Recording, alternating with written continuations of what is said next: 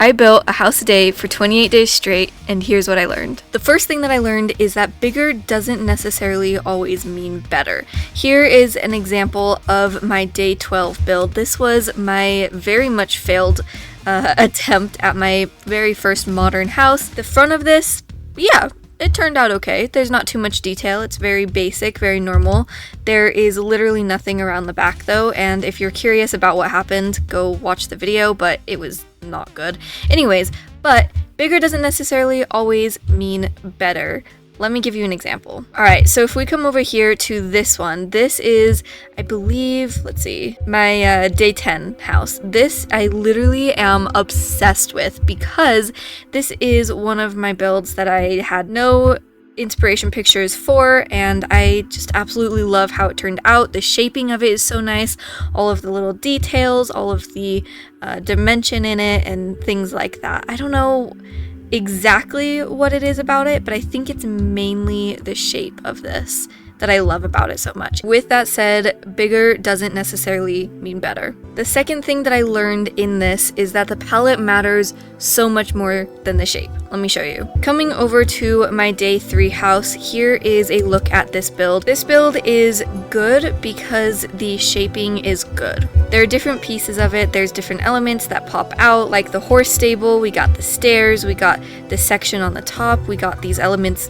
poking out as support, and then we also have all of this back here, but the overall shaping of this is just good. Thing that is not good about this, at least in my opinion, all of this is kind of objective, is the palette. Imagine this in a different palette, maybe darker wood, maybe having a different foundation of the base, a different accent color of the walls up here, things like that would make this build 10 times better and stand out so much more depending on where you want to use it in your world.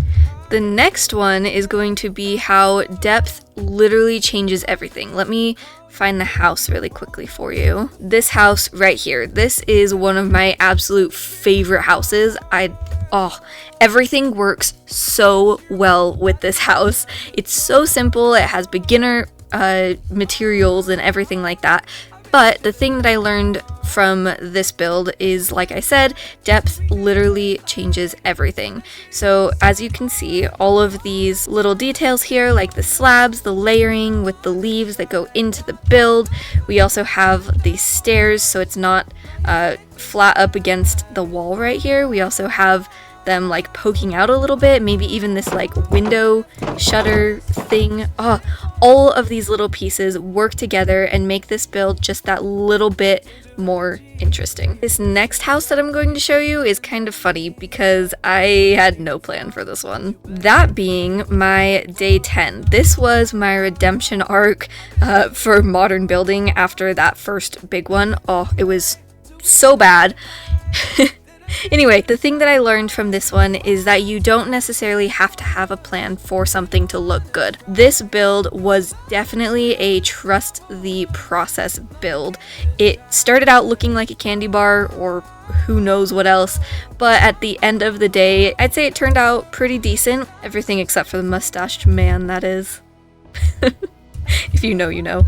That said, this is one of the only builds that I did in this challenge that I didn't have any inspiration pictures from to use, and like I keep saying, it turned out pretty decent. The fifth thing that I learned actually brings us back to this build right here, and that is that mistakes usually lead to better builds. Meaning, this mistake right here actually led to me making this tiny little truck right here, and I am obsessed with this little truck. The design is so cute, and I think it could look so much better in the right place. Now, this doesn't just apply to that build. Another thing that comes to mind is literally this entrance right here. This entrance came up completely by accident and is also one of my favorite things, especially about this build right here. I was trying to play with a lot of the shape, seeing if I was able to make these weird shapes work together, and I had no idea what I was going to do with this space. Honestly, I went through like 50 different variations of trying to maybe make a wall here or cut it off here on an angle or blah, blah, blah, blah, blah. But it ended up being this very, very cute little entrance that I'm obsessed with. But that just goes to show that weird entrances or just accidental features can actually make a build end up looking 10 times better and make it a little bit more unique.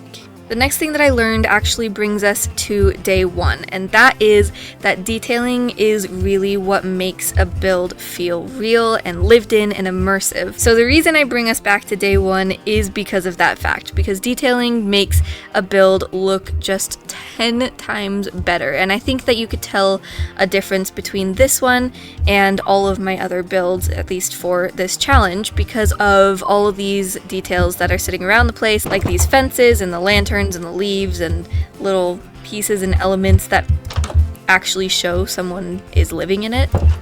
This one does actually have a little bit of a funny story because it was my very first build in this challenge. I ended up spending, I don't even know how long on this build. It was so much longer than I think I'd care to admit, but it definitely turned out to be worth it, for sure. The 7th thing that I learned is that mood is definitely greater than perfection.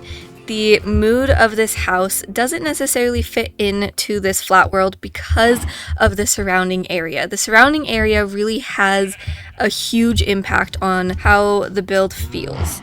Like the vibe and the atmosphere. Like, okay, imagine if this was in a darker forest or some darker cozy area with maybe glowberries and that kind of vibe, maybe even like a fairy, mystical, garden-y type area. Oh, it would look so much better in that type of atmosphere, I guess you could say. That brings us to our 8th thing of what I learned in this building a house a day challenge for 28 days straight.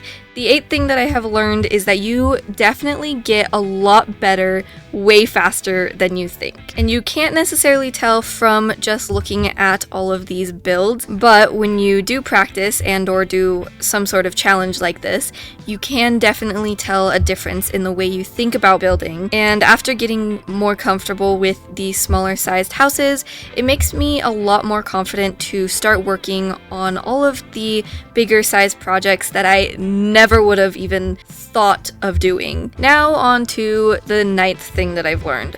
This being that overthinking makes everything so much worse. This is what I nicknamed the jailhouse. This is my day 2, and I can't even with this build.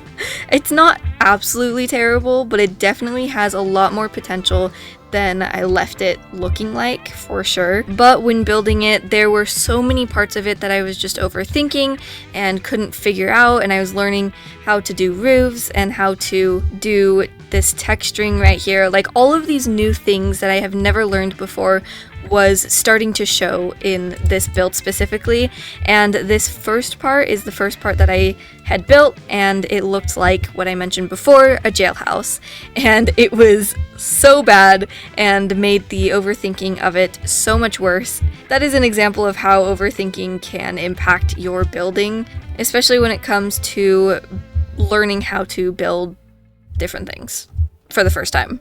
With that brings me to my final thing that I am going to mention that I've learned from this challenge, and that is that every one of these builds, and they're not necessarily all in render distance, however, all of these builds had a different focus in mind. They all taught me a different lesson, and they taught me a bunch of different things, whether that came down to editing skills, or even making the video, or recording the video, getting it to work most of the time, honestly, or even just building them themselves, which is what I have been talking about in this video. With that, everybody, if you enjoyed this one, make sure to click this video on screen now because you will definitely enjoy it if you stayed to the end of this one. Thank you so much, and I love you all. Bye!